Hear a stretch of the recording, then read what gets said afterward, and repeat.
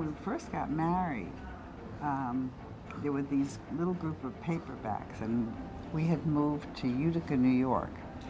And we started with the Karl Marx Communist Manifesto and Plato. About 25 years ago, I don't remember where, but I saw a flyer, probably in a library. They were reading Hamlet and Rosencrantz and Guildenstern Are Dead together in one day. When you say about great books, people just think about really difficult, because that's how I used to think about great books. But after you get with other people like you, like have some curiosity about what is there, what is behind that. I think people think that great books is just the little high, people just reading high things that nobody understands. And I feel like great books is the most democratic thing that you can do. Male, pale, frail, and stale. That's what people think about when they think about great books. They think we ride in horses and buggies. They have no idea. 1947, the Great Books Foundation is launched by two cultural superstars, Robert Hutchins and Mortimer Adler, academics as pop heroes. The great books had no stigma. The great books had cachet. We're at a moment 62 years later when the whole notion of great books has been under attack. I'm in a book group where reading has become optional. People want to talk about reading the book rather than talk about the book. There are great books events that happen all around the country, and they're hosted by a variety of great books councils. We came up with this idea sitting in a room one day to have a thing called Great Book Chicago, and the idea is to bring people in from around the US and Canada or elsewhere, and have them come together for 3 days where they not only read and discuss world's best literature, but also we go to shows, we go to music performances, we have talks, we go to museums. But it's the great books, shared inquiry, discussion. That's why people really come, I think. You walk into a room with 14, 15, 20 people that you may or may not have met before. You kind of go around the room and introduce yourselves to one another. I'm Verena Stocker. I'm a chemical engineer and chemist. I'm from Tulsa, Oklahoma. I'm a cabinet maker. I'm Jennifer Nelson. I'm from Reno, Nevada, and I teach. I'm a retired space scientist and spent my entire life reading about physical science and wondered why people ever read anything else. Sue Lummis, I'm from Pennsylvania. I bartend for a living, and it gives me plenty of time to read, and I love to come here because other people care about literature and reading as much as I do. And you spend just a moment or two kind of reminding each other about what shared inquiry is. Everyone must have read the selection that we're going to be working on.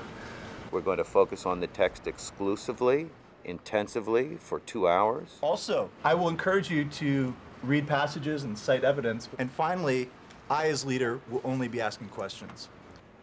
And then you just dive into the text. If everyone would turn to page 59 in Gatsby. Why does Nick say, everyone suspects himself of at least one of the cardinal virtues, and this is mine. I am one of the few honest people that I've ever known.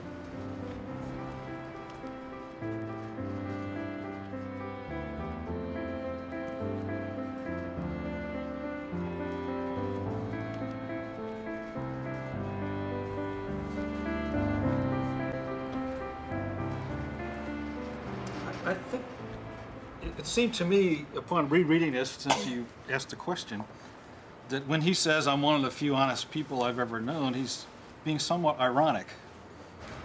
Do we all suspect ourselves of at least one of the cardinal virtues? I don't. I mean, this strikes me as horseshit. It's the triumph of style. Through the whole story, all the characters we meet have secrets. Is having a secret and being dishonest the same thing? Something about that. I mean, I could almost see the decadence of, you know, the truck pulling up. I think it was 200 oranges they could do every 30 minutes. The reach, right now, we have, by our best estimate, between 800 and 850 groups. Most of those groups are in this country. We have some in Canada. and a few in Europe. But the people who come to Great Book Chicago find meaning in their lives by talking about these sorts of texts. His goal was romantic. His goal was to get this woman. Is that wrong? I think that was his only goal, though. I think his goal was maybe for just to have someone to love. He had everything that you could think of, but the one thing that he really wanted, he never really had it at no point. Meaning Daisy. He says that people are dishonest and he has scorn, and then he says, I'm honest, but then he says, dishonesty in a woman is a thing you never blame deeply. Daisy says he's holding down the receiver, and Nick says, no, he's not. I assured her, it's a bona fide deal. I happen to know about it. And so when I read this book, I looked for somebody I cared about, and I couldn't find a single person in this book that I care about, but I still think it's a great book, and I'm trying to figure out why. We're not looking to that leader to give us the answers, but rather listening to every person in the group and responding to that person. And so everyone rises. And the more that you talk about it and discuss it, the more that you bring out questions, the better the puzzle, the tighter the puzzle get. And then suddenly, about 5 minutes later, the 2 hours is over.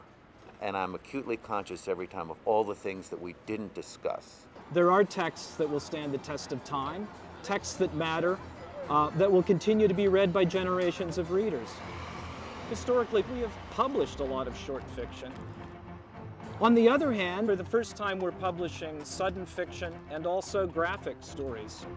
I will catch flack from people who ask, why are you publishing this new stuff? This is not great. And I think the idea of reading a book and sitting down and talking about it for 2 hours would be something parallel to the slow food movement. We're competing with fast food. We're competing with a lot of flash, a lot of spectacle. I love the energy at a place like Navy Pier, and I'm not against spectacle.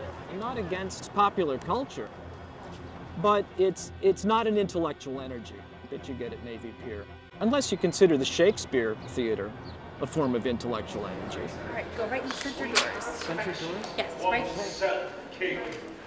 Away before me the sweet beds of flowers. Love thoughts lie rich. They were careless people, Tom and Daisy. They smashed up things and creatures and then retreated back into their money and let other people clean up the mess. I see that today. I see that in the bankers. That's why this is relevant. Because they're about life. Yeah, even though it's written in a different time period, kind of they say, the past repeats itself, things happen over and over again, and it is about life. You're trying to find a connection between where you are now and where you're going to be going. Just as we've been saying here, that Jefferson's ideal that without an educated, thoughtful populace, you've got troubles in a democracy. I know, most people don't know what the Great Books Foundation is and the shared inquiry, and it's kind of, I would love to just get that word disseminated out to everybody. The Great Books world is alive and well. People are still reading. People are still intelligent and reading and wanting to discuss what they've read and wrestling with all the great books and the great questions of life all over the place.